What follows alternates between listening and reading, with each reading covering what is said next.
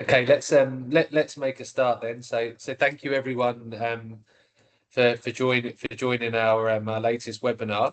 As you know, today we're going to focus on AI governance and how to govern without slowing down innovation. This has been a very popular topic amongst our customers, which is why we wanted to put this one on. Before we get into the webinar, just very quickly, let's speak about the people that are bringing the webinar to you. First, we can talk about ourselves at Org, and then we'll move on to Airia. So we are a global consulting company. We're actually part of a larger group called Org Group.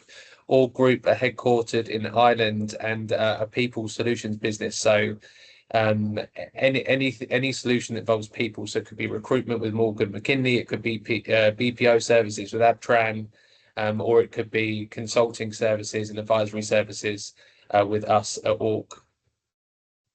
So on to us specifically, everything we do is business-led and value-driven. So we look at your business problems and work out how best to solve them and add the maximum amount of value to you. And then, of course, we would use tech to enable that solution. So it would never be tech first; it'd always be business first. And worth mentioning, we even though we have partnerships with a lot of software companies, we are actually tech agnostic. So that's us at Org. And then moving on to Airia. Yes. So since launching 2 years ago, Airia has been working with enterprises across all industries as they look to scale securely their adoption of AI. So our platform really serves as the central place to help organizations discover the AI in use, secure it, govern it, and also optimize at scale. So why are we relevant for this webinar? Gartner has recently placed us as visionaries in their most recent AI governance Magic Quadrant.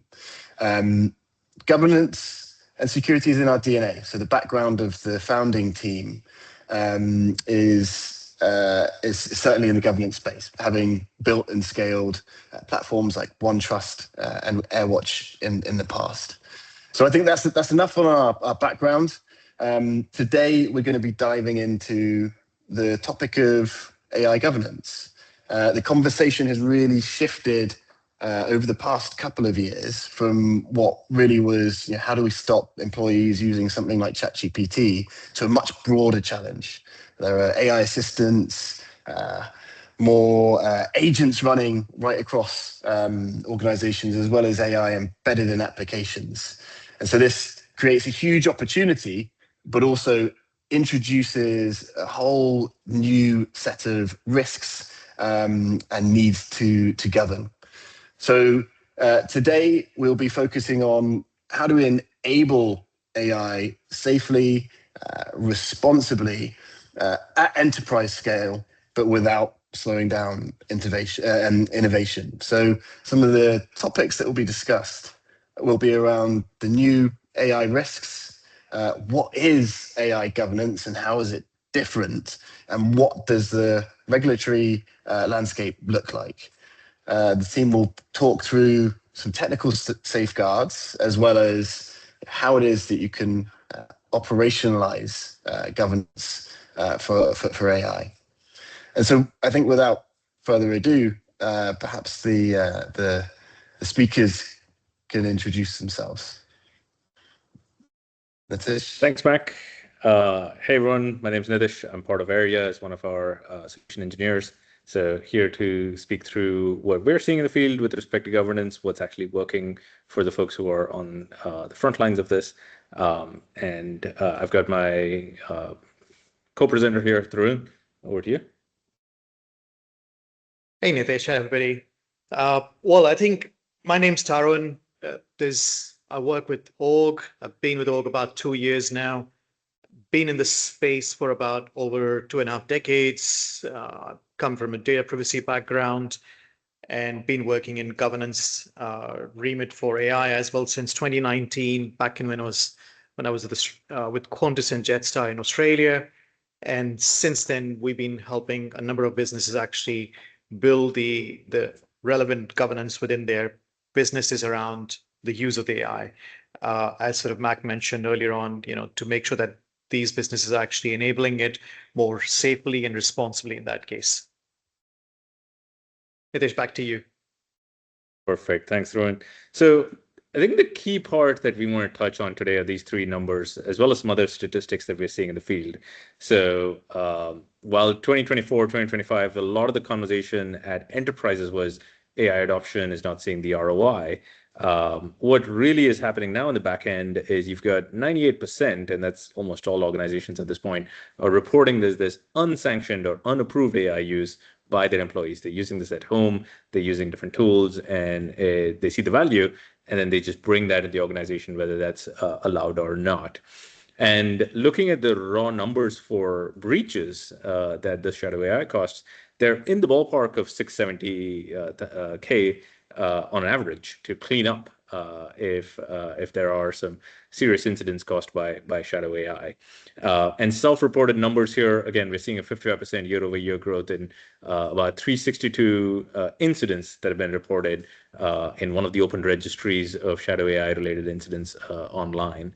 And so really the key 2026 trend here is that AI proliferation within the enterprise is outpacing the ability for these companies to manage, secure, and govern it. So really, everyone's now trying to get ahead and have an understanding and then put the right governance frameworks while not stifling the innovation there.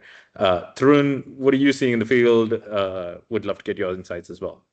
Yeah, thanks, Nitish. I was going to add some numbers to it, to your numbers as well, actually. So I think I was just reading a report really earlier this morning before this conversation. There was a report called Discovery Report. I'll probably put some links on there in the chat later on.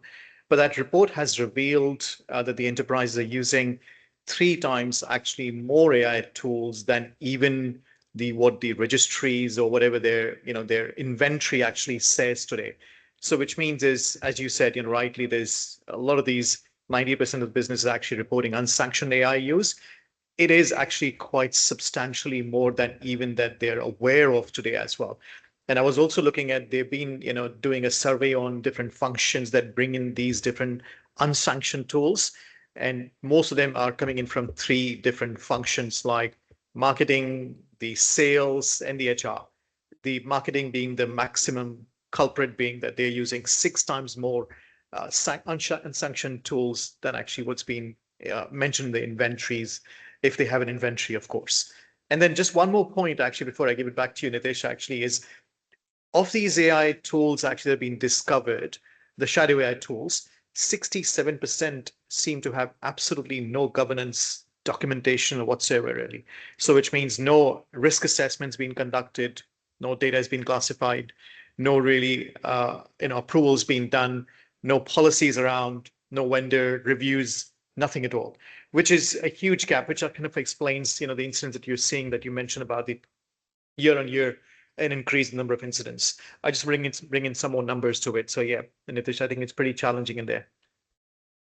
Absolutely. Yes. And shadow AI is coming in different ways, as you mentioned, marketing team, not traditionally teams that would bring in IT solutions. So jumping to the next slide there, Jack, it brings a bunch of risks along with it, right? So how we're seeing the shadow AI get in is through a combination of SaaS tools that you may have already paid for. So companies have Workday, Salesforce, Notion, and all those tools are adding AI functionality, but also employees connecting the corporate accounts to personal ChatGPT, Gemini, or image generation from a marketing perspective, or content proofreading tools.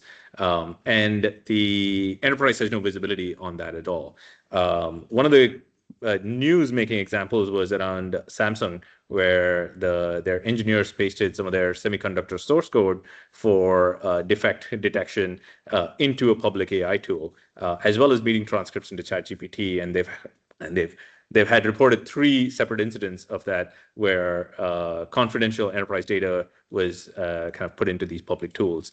And Samsung's response back then was just to a blanket ban to end the shadow AI, but really the risk they bring, the answer doesn't end with just a ban, because that ends your visibility into what is actually bringing value to the employees as well. So this is how shadow AI is getting in, and some of the risks that it's exposing. Tarun, are you seeing similar with your client engagements as well? Yeah, absolutely, Nitish. I think we're seeing it mainly the challenge. I'll give an example. One of the recently we spoke with one of the businesses actually, which is in fact a university. So for them, the chief technical kind of the officer for them was pretty concerned. They've kept the policy quite open that people can bring in the tools that they like, that they seem to be working with. They've gone ahead, finding whatever the use cases they can build and things like that. And I think with that, it's created different problems as well, not just beyond even shadow AI, really. I think it's pretty much every function in that business has gone to build something by themselves without even letting anybody know, really, which means from a technology and a governance and the observability purposes, from the overview, overarching, if I think about it, they have absolutely lost the visibility of who is doing what with different types of the AI within the business. And that means pretty much they have no visibility. And that's a common use case we're seeing across many different businesses that I've been speaking with. They just lose the visibility of it. And that means they don't have any clue whether there's any governance around it, whether there's any policies that are being embedded within whatever the policies they might have potentially as well, whether those are being embedded, followed through, and whether there's anything being done to make sure that this is being used responsibly as well. Absolutely. And that's the reframe, right? Where this is not, you can't just blanket ban and say we're secure, because the tools and the technology is already there. People will find a way to use it. So having the right policies and governance really becomes important. The three things we're seeing, Jack, onto the next slide, really what is making this super urgent is, yes, there's that internal risk, but also there's now regulatory pressure as well. So we're seeing the EU AI Act, Korea has a AI Basic Act, Singapore has a model governance framework, the US has a bunch of sectoral-based rules, and non-compliance with this is really putting businesses at risk. So, SEC has some strong guidelines in terms of data being leaked and that revoking trading companies from their entire license. So the regulatory pressure is definitely there now to make sure companies are owning this.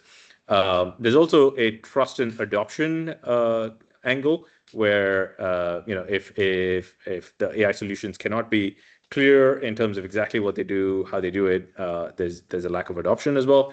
And it's introducing some novel risk surfaces that typically was not the norm for IT. A great example from a novel risk surface is with Meta.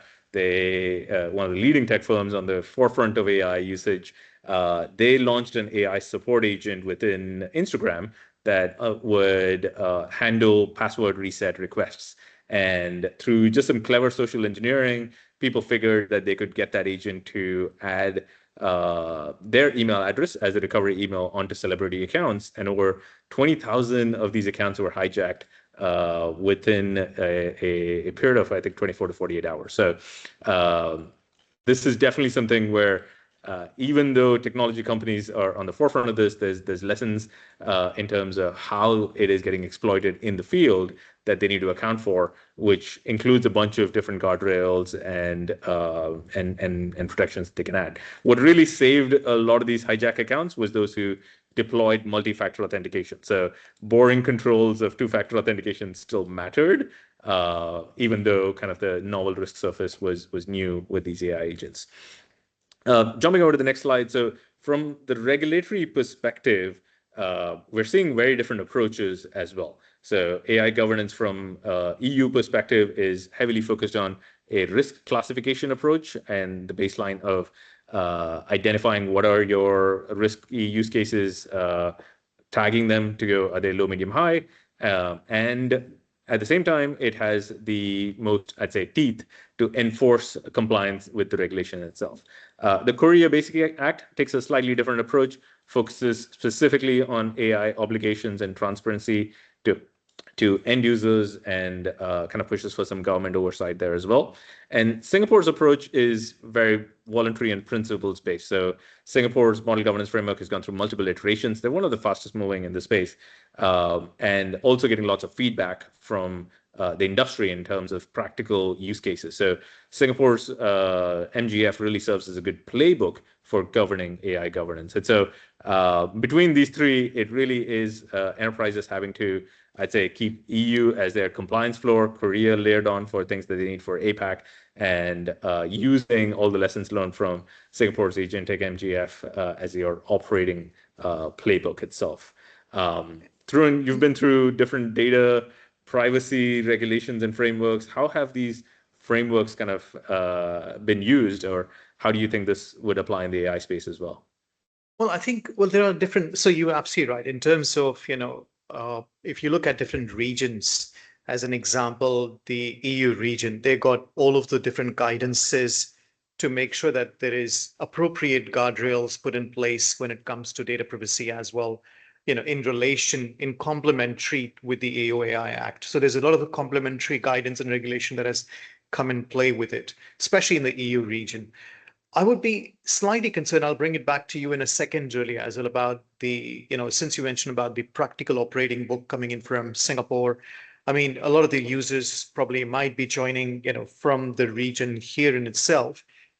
Given that it's a voluntary one, where is the driver for them to do more things if they're not operating in beyond the region? I think that's where I see a lot of challenges. So a lot of the customers we speak with, there is a hesitancy to think about governance at the early stage. They're all focused on the adoption. They're really keen to, build some use cases, find the right use cases. And this is where we've been helping them a lot in terms of building that overarching strategy and the operating model, so they can actually start working on at least the identification, the finding the ROI, and making sure that they understand which use cases might be the best, really. But when it comes to real strict kind of a governance around it, that is still lacking a bit in some of the organizations that we speak with. And that's probably because there isn't that huge regulatory pressure at least in this region. If they're operating absolutely in EU, they do have that huge obligations around making sure that they do comply with the EUA Act. I would put it back to you on, where do you think and how do you think that businesses, especially operating in this part of the world, if they are not operating in Korea or in the EU, where do you see the drivers that potentially might push them to think about it?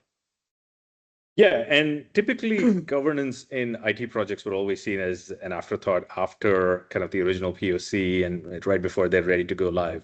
It was kind of a step that you would do maybe once in a year, audit, make sure you're compliant, and kind of file those away. In the AI world, though, because of how fast things are changing, having a clear policy enables faster innovation, because it gives a clear guidance to the team that are building these tools on what is it that the company is willing to risk accept, what is it that they absolutely would not want to do.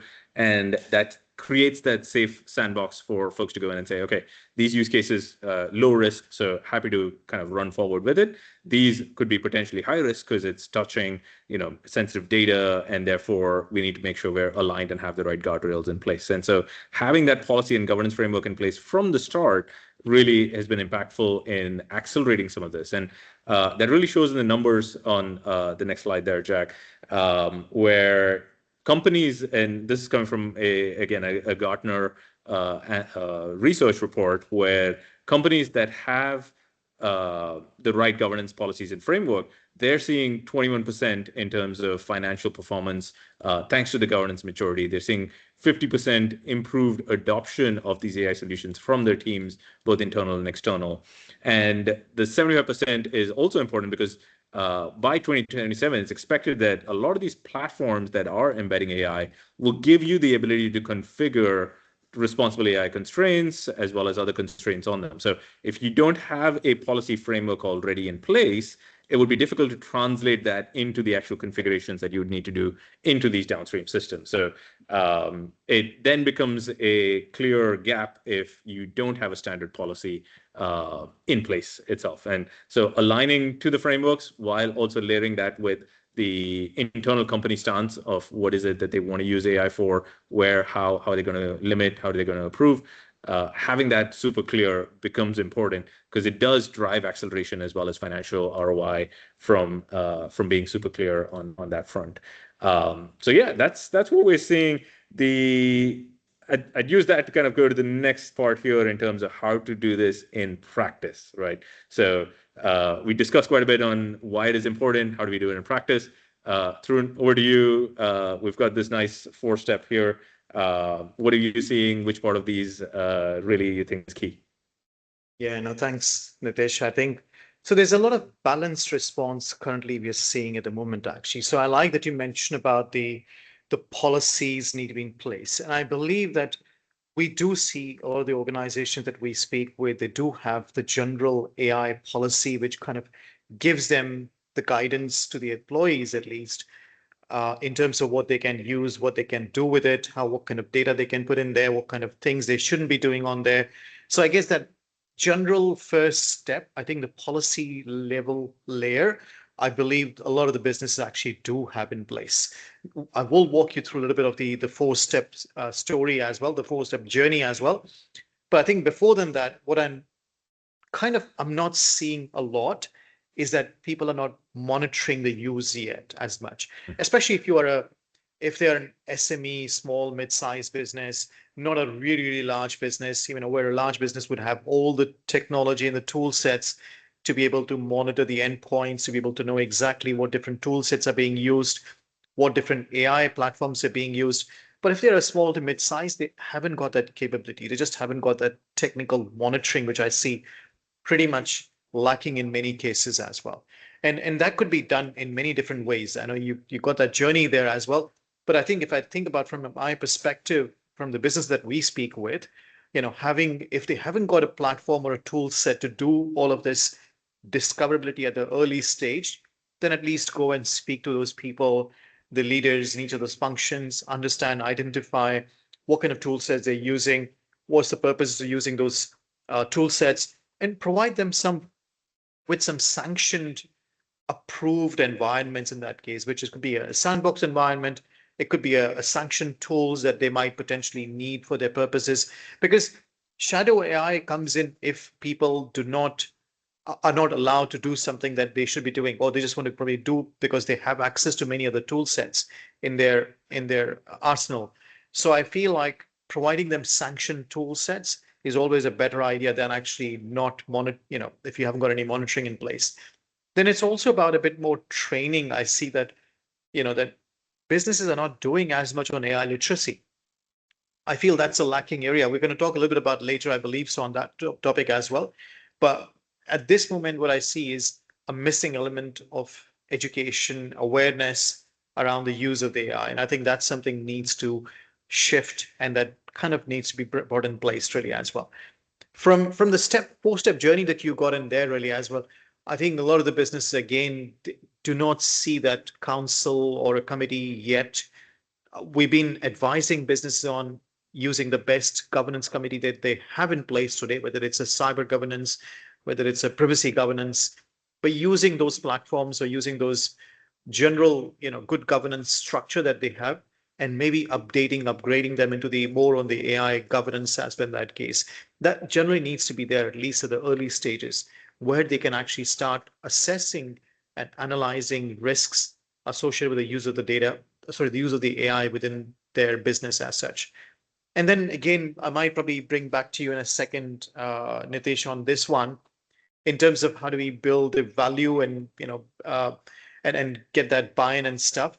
From my perspective in my previous roles, we've always made sure that we understand the business stakeholders' challenges, the pain points, and see how we can help those stakeholders in identifying the right use cases to be able to giving them the right understanding of the ROI and the relevant value from those use cases as well. And that probably helps them, kind of understand what they're getting from it if they go on board with going in a more governed structure as well. So I'll let you step in a bit on this part, and then probably elaborate a bit more on that part if you like. Yeah, exactly. And this 4-step journey is not a one-time journey, right? Because the space is, again, evolving very quickly. So it's more cyclical of going through And I think it aligns exactly to the different things that you've highlighted as well. You want to first make sure you have a high level framework that you want to align to, whether that's due to governance, the regulatory compliance requirements, or based on just first principles of how the organization is to operate. And as part of this step is also to have a understanding of what is the inventory and existing AI use cases that are live. Then comes the ROI discussion, why they need to actually put in these governance frameworks and make sure AI is governed within their organization. This is a stakeholder conversation for sure. Make sure everyone from the C-level all the way down to the practitioners are on board and aware, as well as have a say in it. Then going into building the operating model, publishing your standard policies, having the right tools to be able to identify and mitigate the security threats as they may arise, as well as tracking where adoption is there, what is the usage. And then finally, for driving up kind of that adoption and usage is the literacy roadmap. And the EU AI Act, I believe, requires that you have literacy programs as well for your team. We walked into one of the agencies here in Singapore earlier today, and they had a big board that said, they had to complete this 4-step AI course by end of the month, which I'm guessing was July, but maybe in August as well.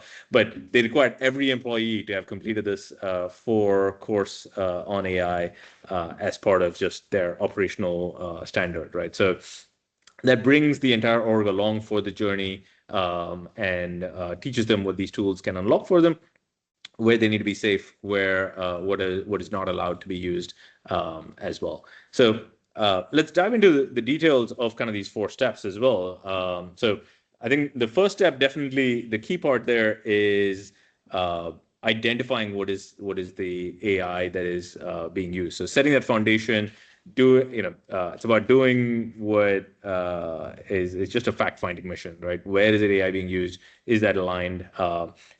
The AI Council also would need to come in and not be like a discussion forum, but something that's cross-functional, has the ability to make decisions and set that up early in the journey.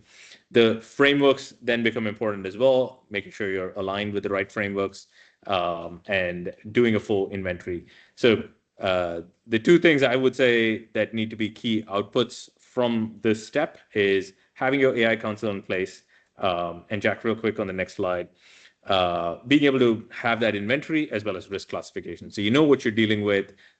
You can identify your list of AI that's being used through multiple signals.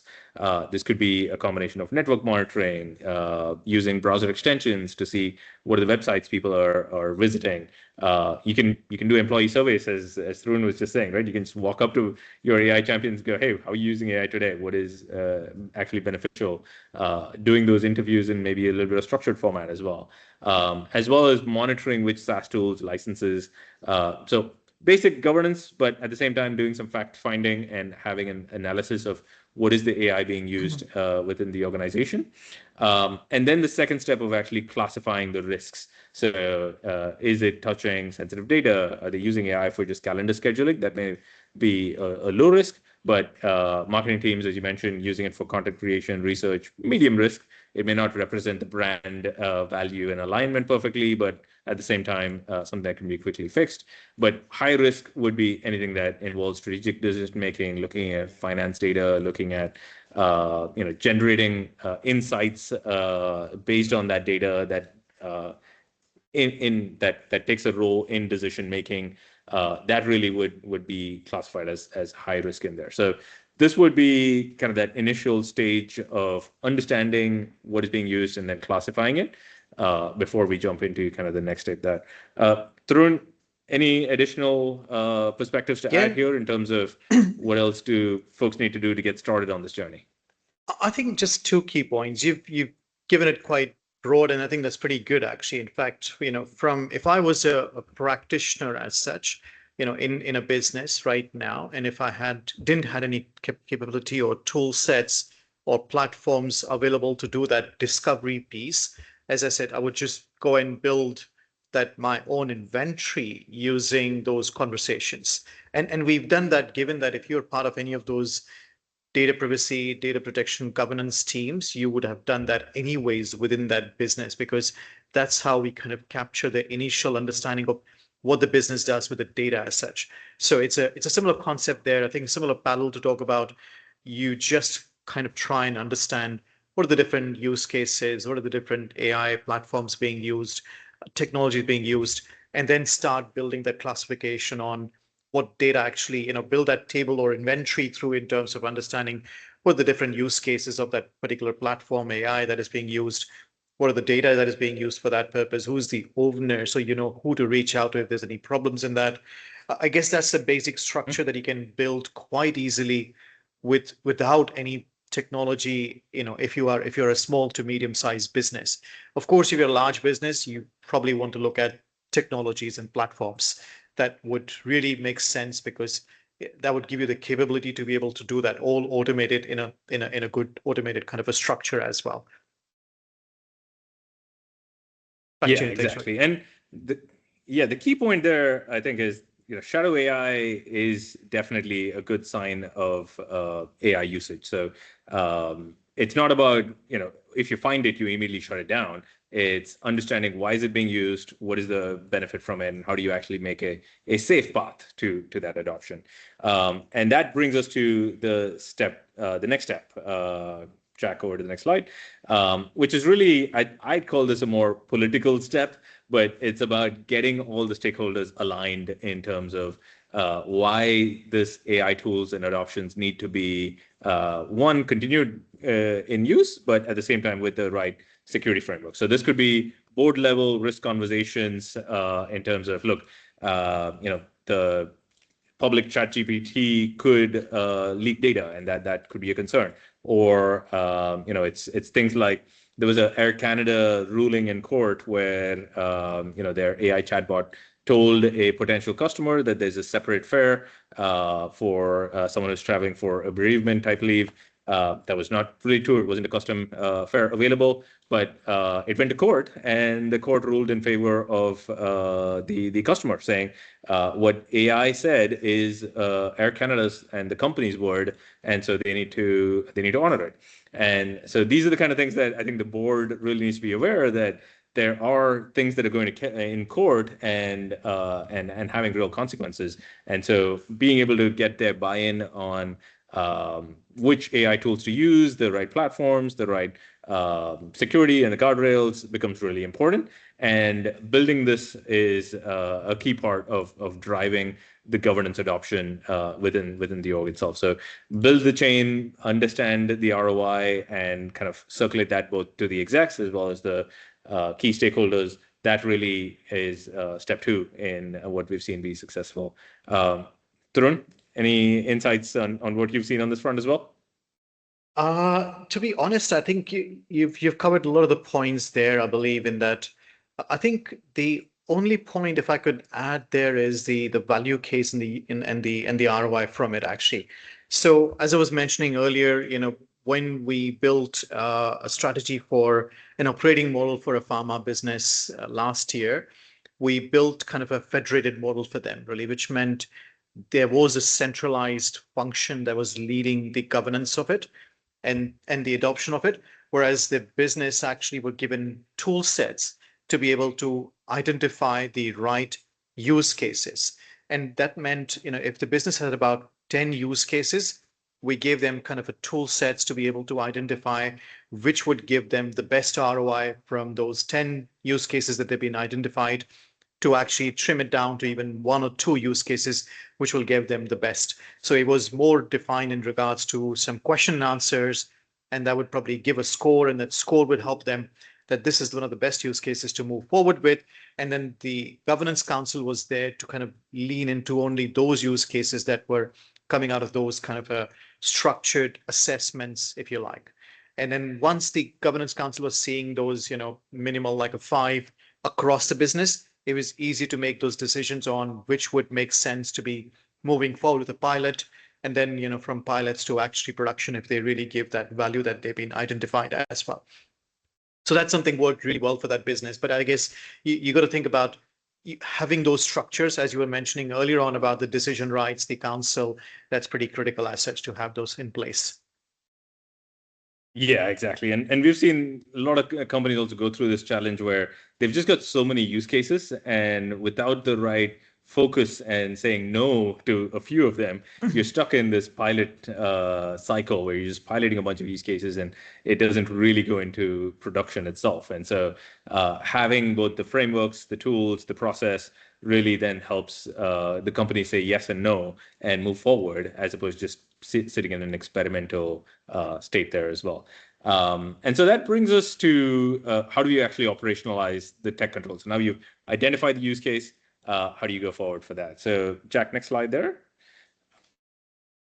And so, yeah, in terms of actual executing the step 3, this is where really the controls go live there.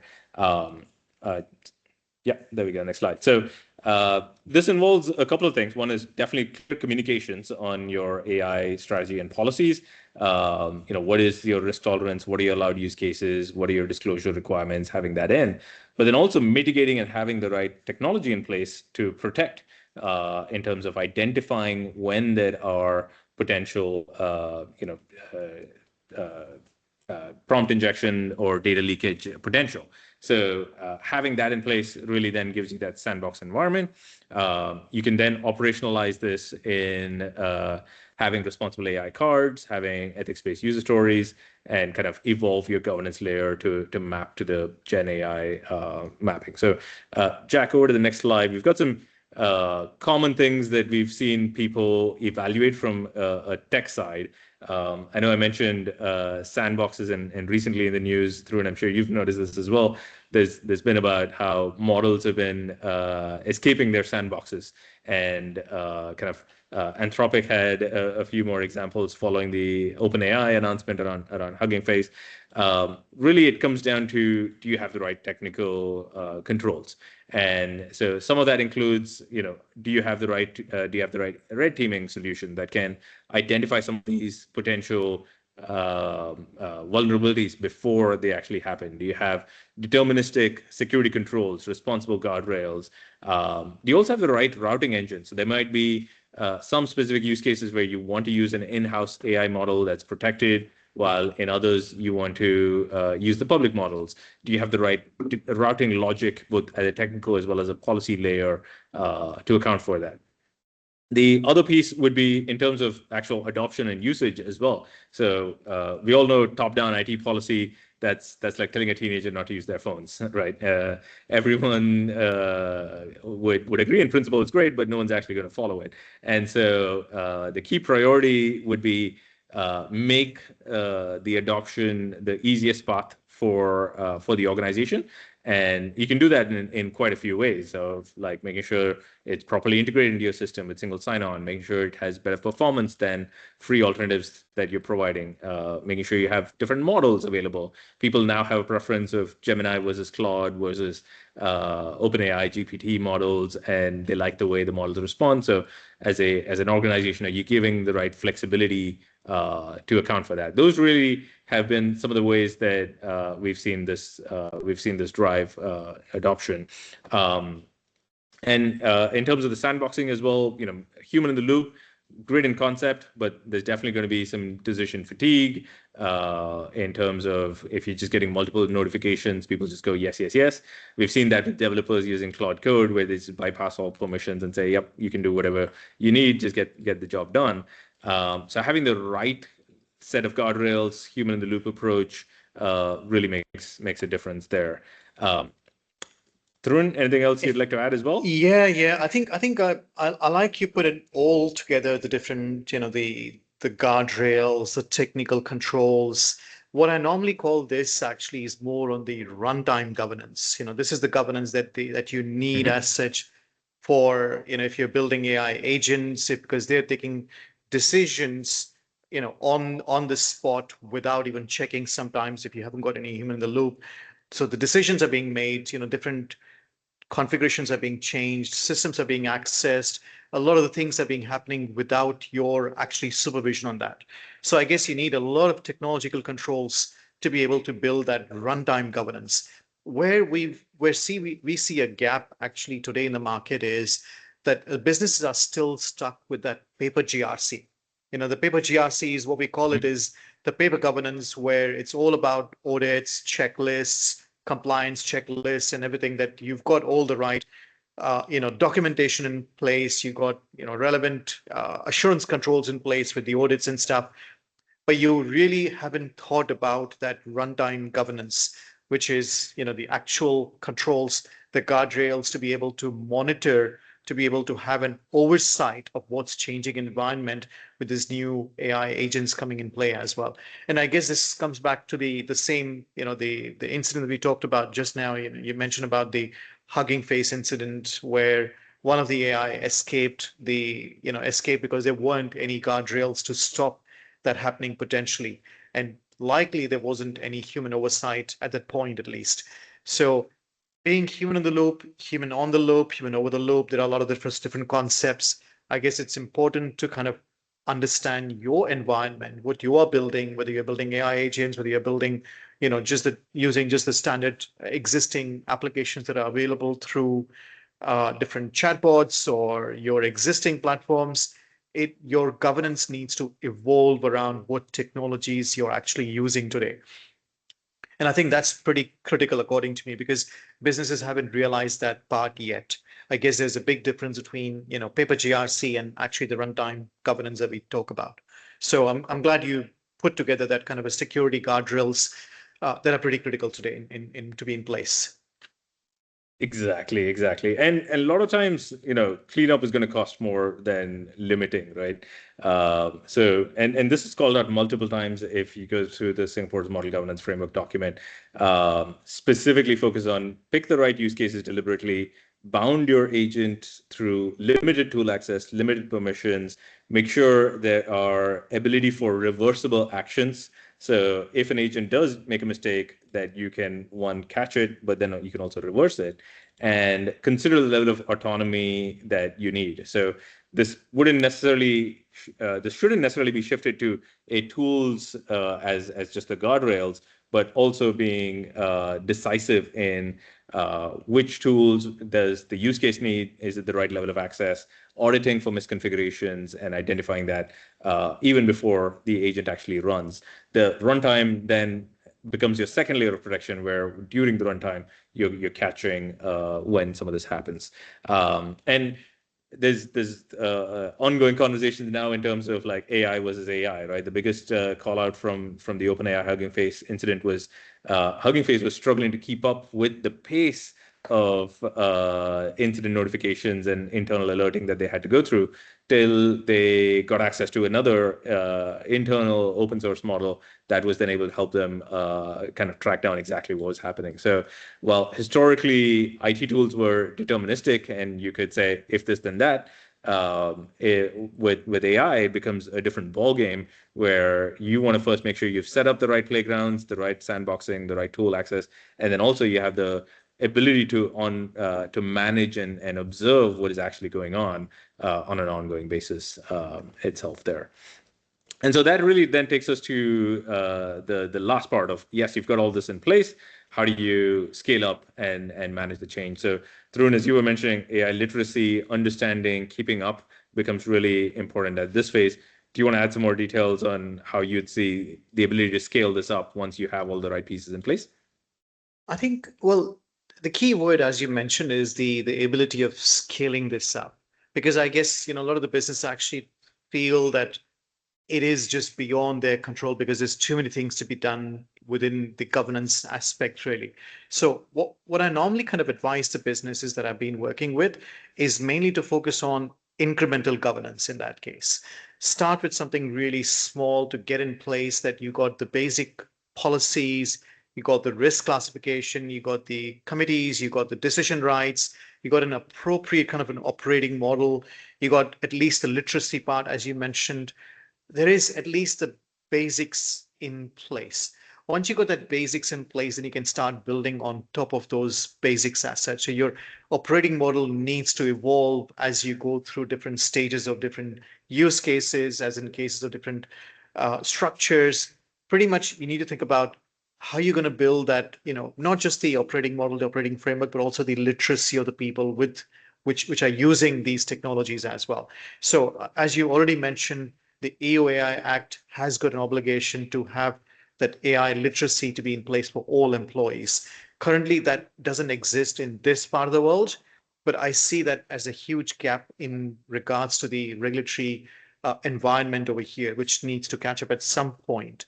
But as a general, I think if you're a business, you want to make sure that if you're giving some new tool sets to these your own employees, you want to make sure that you educate them. So policy education being one of them, which is they understand you got a policy in place. What does it actually mean to them on their day-to-day operations, on their day-to-day processes that they're doing with the use of the data, as well as the use of the technology.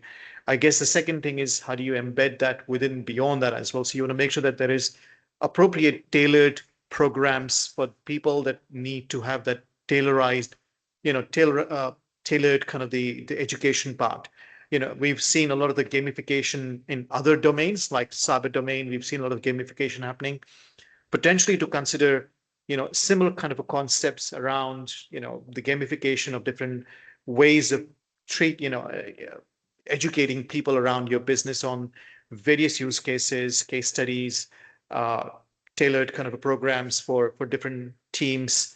And for like example, for development teams, developer teams will be more of a technical trainings. For the business function will be more towards the use cases in terms of their users. For example, I guess you got to make sure that you capture and cover all the different audiences and give them the right guidance around it. Yeah, happy for you to Nitish to kind of extend that if you like.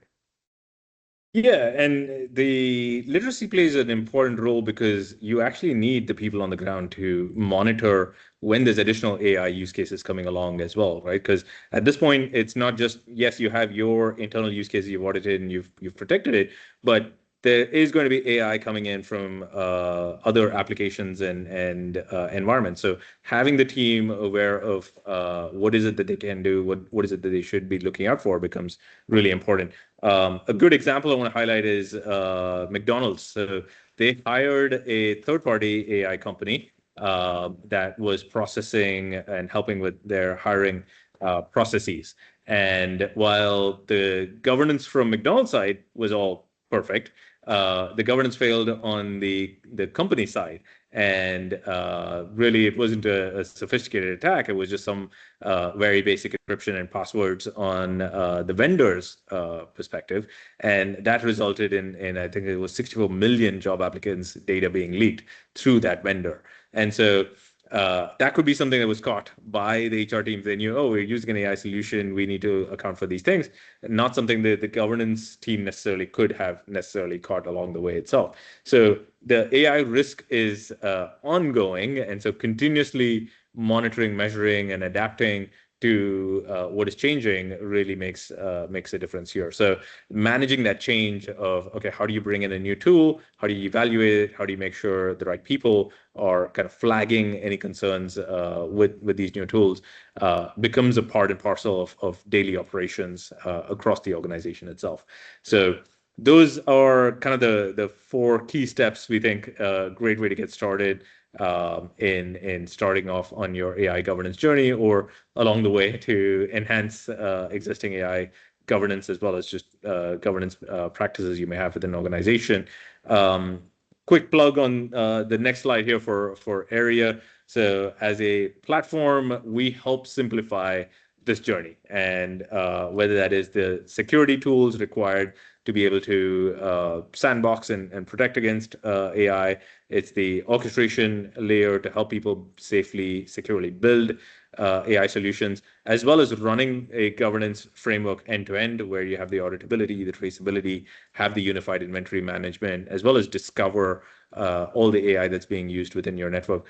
All these functionalities exist as one platform that's integrated, talking well into each other.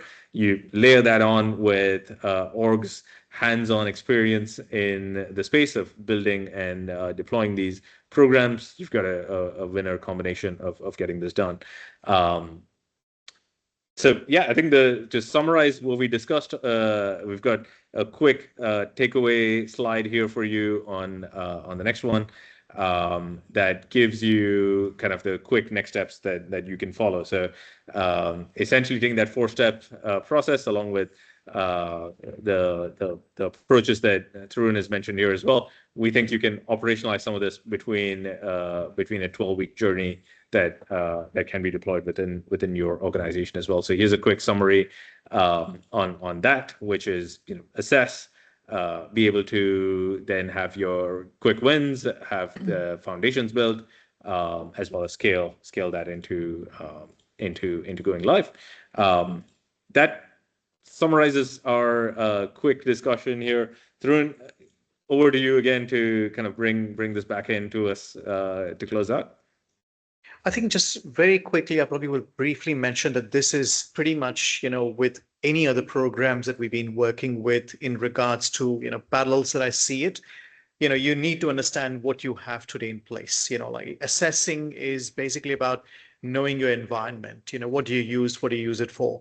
And then basically understanding what are the risks associated with it, which means you got that in the journey 5 to 8 weeks, having your own classification framework, making sure that you actually enable some risks classification within the environment that you operate in. So, understand what your risks are, assigning those risks back to the relevant owners, making sure that you have an oversight of those risks, making sure that you've understood what are the mitigations required, putting them back to the business to be able to run with those mitigations, having those right committees that you mentioned here, the AI committees who can actually guide on direction as well as the risks associated with it, and then scaling the overall framework that you have in place to be able to achieve in a larger scale as well in that case.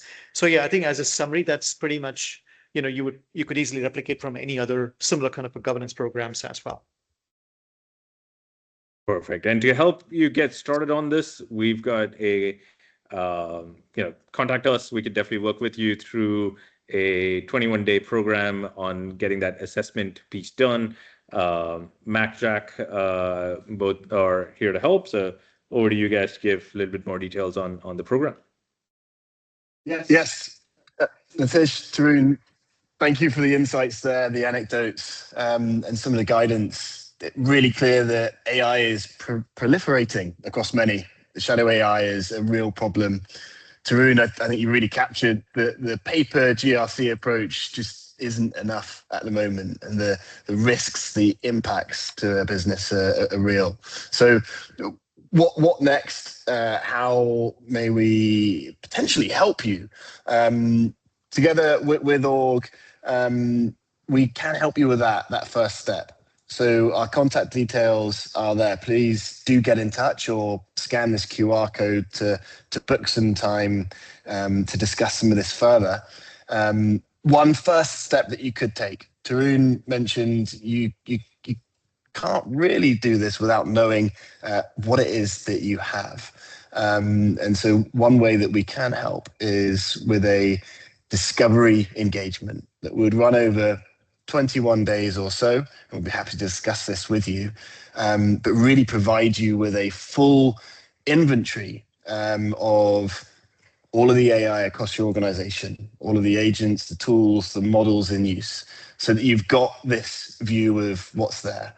We would also provide a risk and posture assessment, so you know where some of the key risks are, as well as some analysis and recommendations on what to do next. So we'd love to discuss this along with the broader challenges you're facing around AI security and governance, and would love to partner with you all on the journey as we look to make it safer to deploy AI at scale across an enterprise. But thank you everyone for joining. I hope it's been a useful session for you all. Yeah, thank you everyone for coming. Mac, fantastic summary at the end there. Tarun, thank you for your time. Nitesh, thank you for your time. Thanks so much. And hope to speak to you all soon. Thanks all.